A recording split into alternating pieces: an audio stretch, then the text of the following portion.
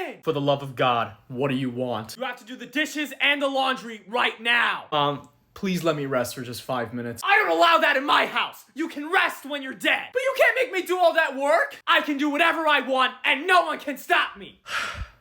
Wait a minute. There might be one person.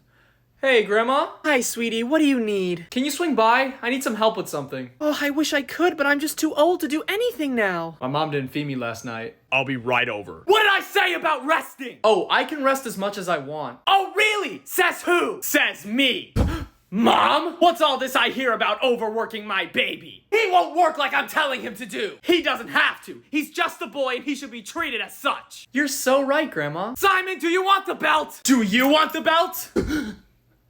No. Now, go do the dishes.